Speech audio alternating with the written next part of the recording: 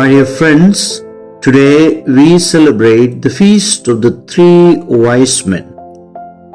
The fact that these magi from the east came to worship the child Jesus gives a universal character to his birth. It is called Epiphany, that means manifestation. The manifestation of Jesus Christ, God and Lord of all men, to all races, to all nations, and to the whole world. Observing the heavenly phenomena, these mysterious men had seen a new star, and instructed by the ancient prophets as well, they recognized in it the sign of the Messiah's birth, a descendant of David. God is being manifested to all men. So the Epiphany reminds us of the end of Jewish exclusivism. God belongs to everyone. God is exclusive to no one. In relation to the three kings, the tradition gives them names as well. One is Melchior, an old man from Europe, who presents to the baby Jesus the myrrh.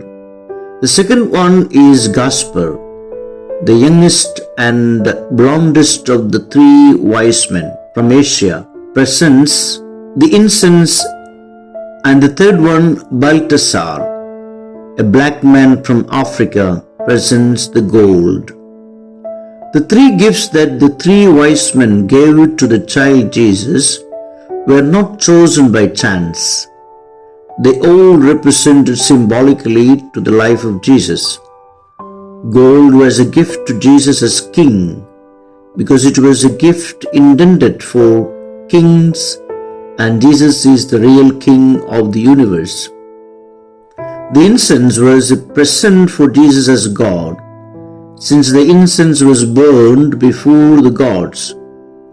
Incense was a symbol of prayer, according to both testaments.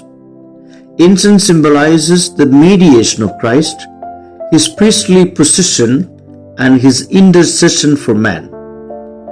The myrrh was a present for Jesus as a man of God. The myrrh could represent an announcement of passion and an allegory that Jesus as a man is subject to suffering and death.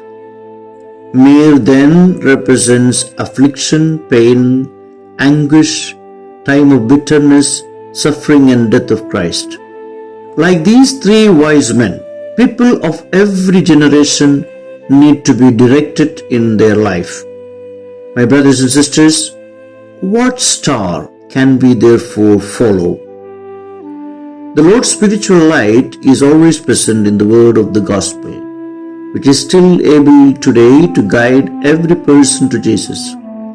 The church too, therefore, carries out the mission of the star for humanity. We too are called to illuminate the path of our brethren by word and example of life. With the light of Christ that we carry within ourselves, we should be of help to those who come across in our life. God manifested himself as light to the world. On Christmas Day, we heard from the prophet Isaiah, the people who walked in darkness saw a great light. Today, he tells us again through the prophet Isaiah, "Shine above, for your light has come, and the glory of the Lord is rising on you. Though night still covers the earth, and darkness the peoples, on you his glory can be seen."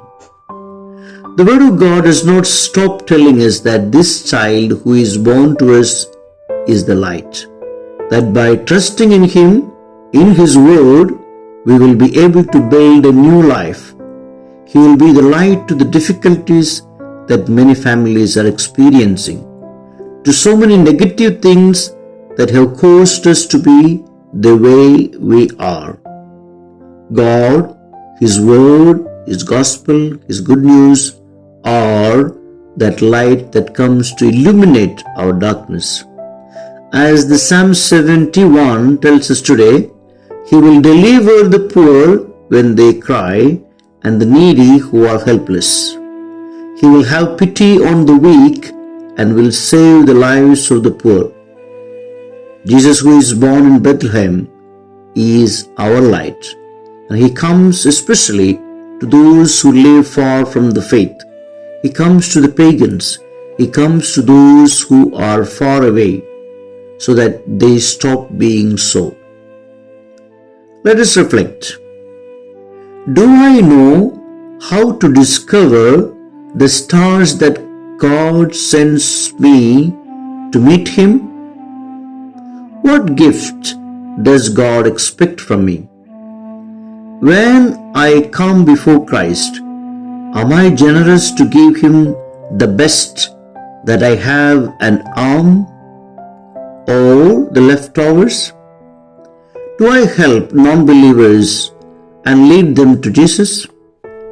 Will I be an epiphany, a manifestation to His presence?